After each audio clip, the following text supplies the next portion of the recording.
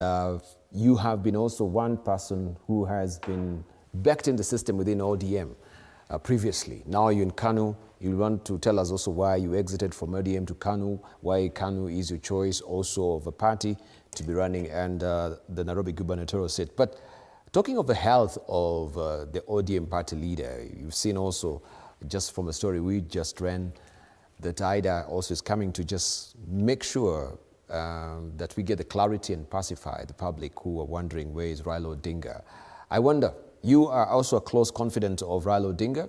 Have you made any calls? Yeah. Have you talked to him lately? Is he in mint condition? So I want to start by acknowledging that, you know, Mama Ida Odinga is my mother, my political mother. Yes.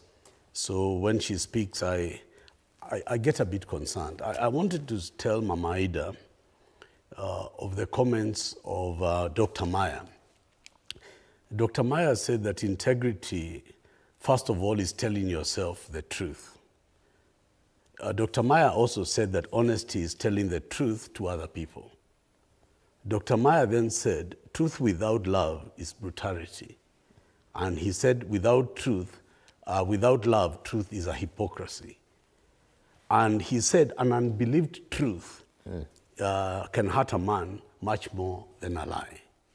So my message to Mama Ida and the people who love Raila is that when people have an unbelieved truth, it is worse than a lie. I want to repeat myself. When you have an unbelieved truth, it is worse than a lie. The way in which the matter of Mheshimiwa Raila is being handled is not professional, it's not just to the people of Kenya, and it's not just to Honorable Raila Odinga. You know, health issues have met great men in this country before. I remember this was the argument with the late Mzee Jomo Kenyatta, when people surrounded him when he was unwell in Mombasa, and it took a very long time for his inner circle to actually tell retired President Moi, late President Moi, that Kenyatta had died. It was a major issue of secrecy. This issue also happened with the late Wamalwa Kijana when he was taken ill and taken to London. And these issues of health, in Kenya, we don't have a good history of being honest. What I know from my brother Raila, and I haven't rung him, but I want to ring him, is that he has, over the years, been subjected to atrocious prison conditions. He had been detained for over 8 years. He has problems with his eyes, and he continues sometimes to need, to cushion his eye from a tear that comes from that era of detention. Honorable Raila Odinga suffers from diabetes, and he has managed it well with a good health regime and with good gym and so forth. And so he's been quite healthy, but I do know at some point his back used to bother him quite a lot. And he had done a lot to handle the back, and he had been even to 1 or 2 hospitals in Dubai. And the reason Mheshimiwa Raila Odinga went to Dubai is because German hospitals have moved their care in the best facilities in Dubai.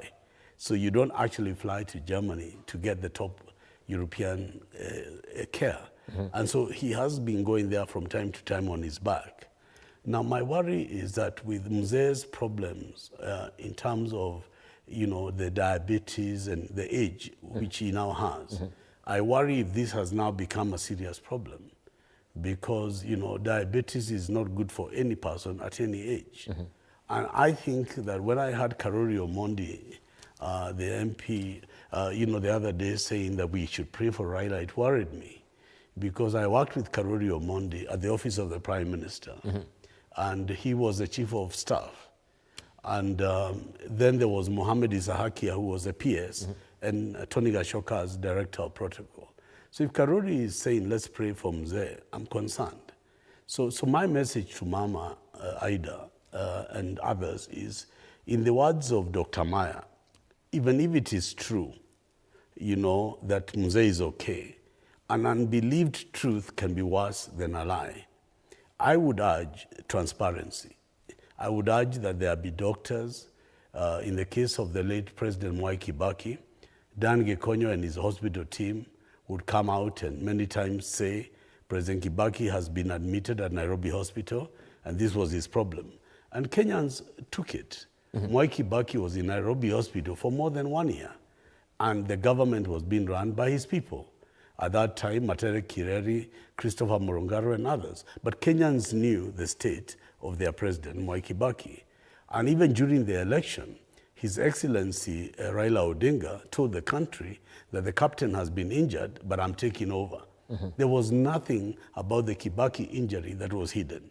So to all those people who love Raila and those that love him, including me, my advice is let's be transparent about any issue that could be facing him, because we all want to pull together to pray for Raila.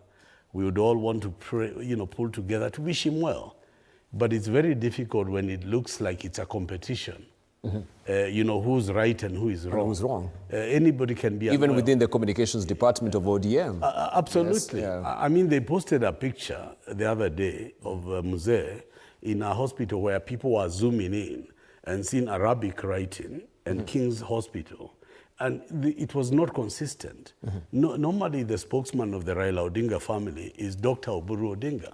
And normally, when Mzee, for example, got COVID, Oburu Odinga said, I went to see my brother in Nairobi Hospital. He got COVID. And after this will happen, and he'll be released. And nobody raised an issue. When Mzee went to Dubai for care, Dr. Oburu Odinga again released a statement.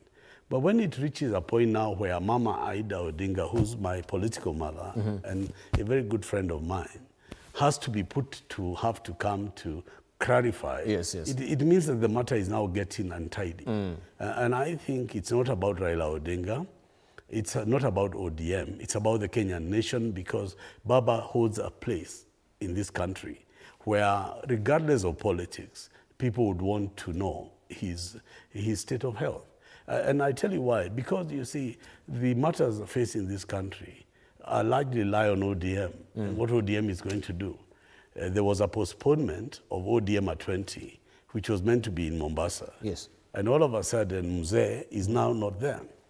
So, Kenyans are beginning to ask the question, is there something not happening here? I remember in the regime of Mwai Kibaki, when the agro-leasing scandal broke, there was a very big question about the people surrounding Mwai Kibaki.